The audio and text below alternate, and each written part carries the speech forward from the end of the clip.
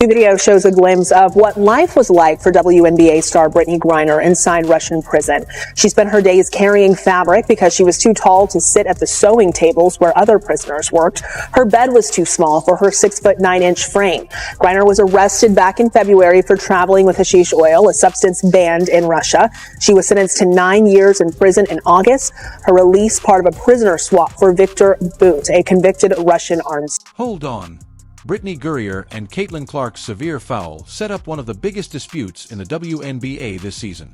Reactions to the play and the league's response ranged widely among fans, pundits, and media personalities, and what happened during the game swiftly became viral. But the story didn't finish with the final buzzer. In headlines, the reaction that followed quickly eclipsed the actual game. Before we dissect anything, don't forget to like and subscribe to the channel. Currently, more than 90% of our viewers are not subscribers. It just takes a moment, is completely free, and enables us to give you more WNBA stuff like this. Thank you for your support. Let's begin the story now.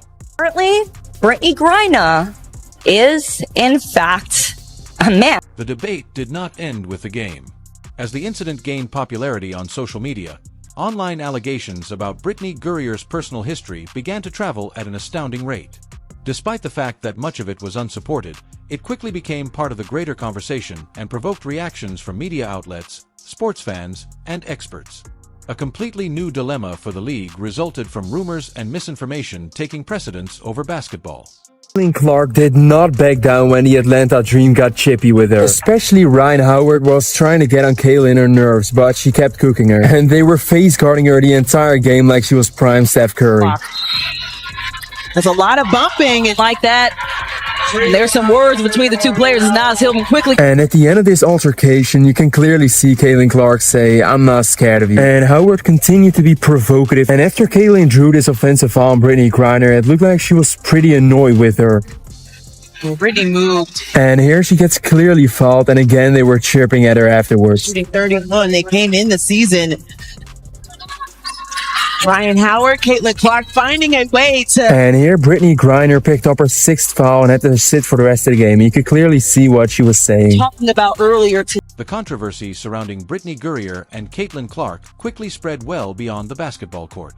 The torrent of viral posts, AI-generated content, and unsupported assertions on social media made it increasingly difficult for fans to tell fact from fiction.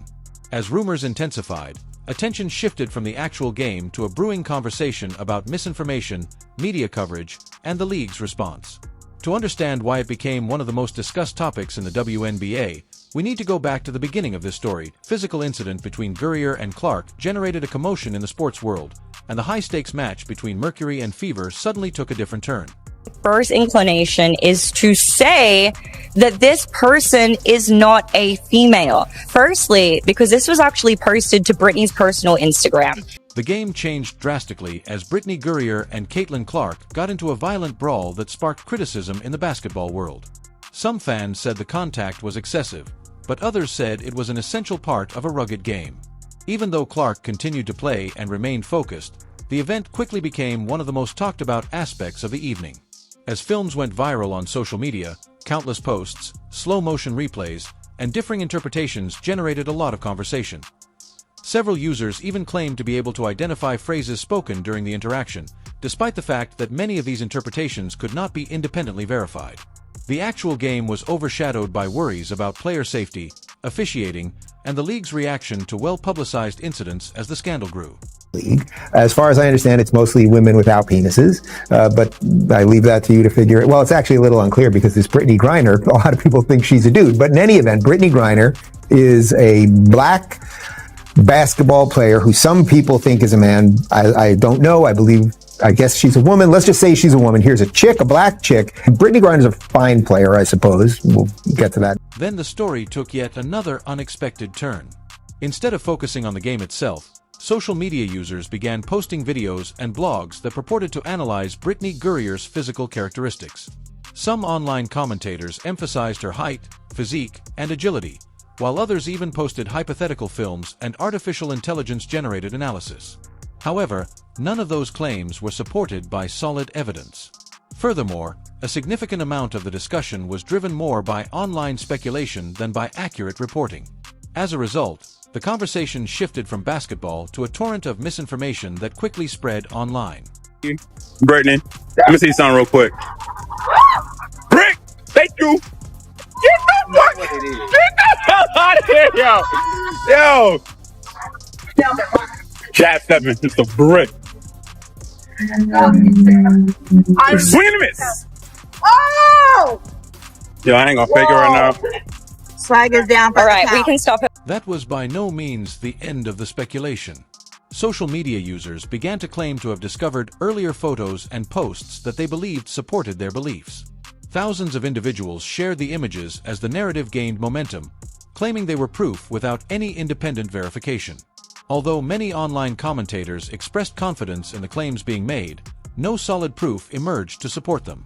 The topic of discussion moved from basketball to how quickly false information can spread online and turn rumors into news stories before the facts have a chance to catch up. Let's talk about it, guys. Again, allegedly, it could be any number of things, but my first inclination is to say that this person is not a female. Firstly, because this was actually posted to Brittney's personal Instagram. And when it comes to Instagram, they use a combination of like AI detection and plus manual surveyors, but specifically the AI detection to make sure that no explicit content ends up on the platform. So clearly whatever AI detection system was used when Brittney posted this and it stayed up for 106 weeks was not like, oh, this is a bare female chest, we have to take this down. It obviously assumed that Brittney was male and therefore being topless on the platform was totally fine. It did not constitute as nudity. Some social media users also mentioned an earlier Instagram post that they said had additional problems. They said that because the post was on the site for a long period, it supported their theories. However, there is no evidence that Instagram's moderation decisions confirm or deny claims about a person's identity or background. Social media firms' automatic systems shouldn't be used as proof of any claims, and they may post anything online for a variety of reasons. She gets bodied, dude, like NFL linebacker style.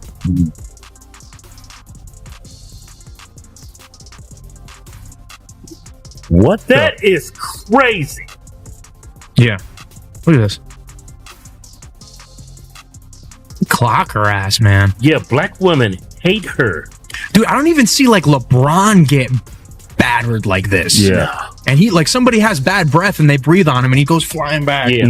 Yeah, she actually spoke out for black women. This is a black women's league. Yeah, she's like a leftist. She's like a cuck for black women. Yeah, and they beat the crap out of her. Well, that's what happens when you cuck out to people. They don't respect you. Well, I think she did it to hope to get their respect. Yeah. That is not going to work. Look at this. You getting way too much attention. You making all this money and endorsements. They're jealous of you. She's like the face of that league. Yeah, and she's the only person like really putting butts in the seats. The internet debate only intensified as additional speculation and speculation spread on social media. Some users argued that the league should deal more directly with the growing issue, while others cautioned against taking unproven online charges as proof. One persistent issue was that the WNBA had not promptly addressed the broader public discourse. A prompt announcement. Critics claim that myth kept the focus on verified facts rather than internet rumors and served to dispel uncertainty. Additionally, a lot of fans wondered if the league would have responded differently if other players had been involved in a comparable situation. These queries exacerbated an already heated dispute and kept the topic in the press long beyond the final buzzer. Brittney is a weird case. He's a man, yes, that much is obvious, but not in the way that you think.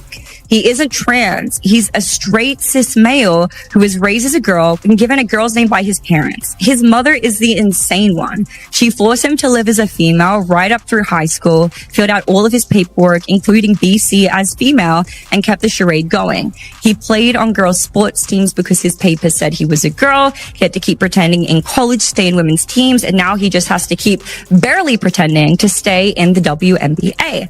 But in all other ways, he lives life as a man. He wears men's clothes, dates and married a woman, has masculine features, and takes masculine roles.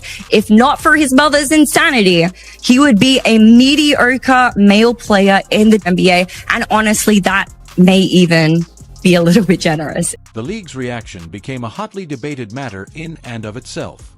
Many fans questioned whether the WNBA should have addressed the growing online controversy more directly rather than allowing speculation to dominate the conversation. At the same time, a number of social media posts claimed that experts had reached findings regarding Brittney Grinir's biology. However, there is no trustworthy public data to support those claims, and it is hard to assess personal or medical characteristics from photos, videos, or online rumors. As the debate intensified, the focus shifted from basketball to broader concerns like player safety, league communication, and the consequences of misinformation. It was clear that the conversation had gone well beyond the game's events, regardless of one's stance. Feel sorry for him because all of his success depends on him maintaining the lie he's lived with for his whole life. Of course, Russia gives zero shits and will treat him as the male he is. Maybe it'll be a refreshing change from him. And this is with, of course, reference to the fact that there was some speculation that Brittney Griner was actually put in a male prison. The controversy also sparked a broader conversation about player safety, equity, and sports leagues' duties to maintain public trust. Some commentators said that physical plays involving well-known athletes should be investigated more thoroughly, while others stressed the need of relying on verified facts rather than online speculation. Mental health doctors have frequently warned that viral disputes can quickly escalate into personal attacks, so it is important to distinguish between criticism of on-court behavior and unfounded accusations about a person's identity or character. The occasion served as yet another reminder to Caitlin Clark of the intense attention she gets following each game.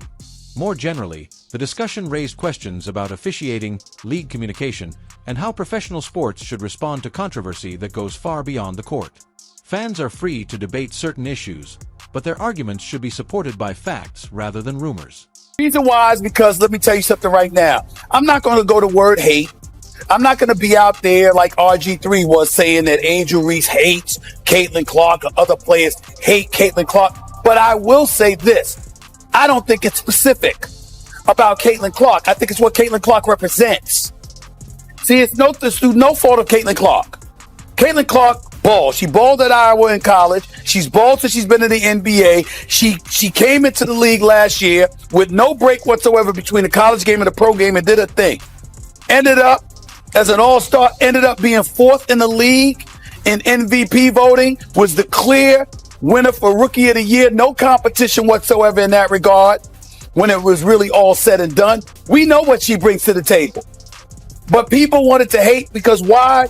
You had a bunch of players in this league that watched this young white girl come along and take the league by storm. And they resented it because they saw the marketing prowess that she had. They ignored the fact that you got chartered flights because of this girl.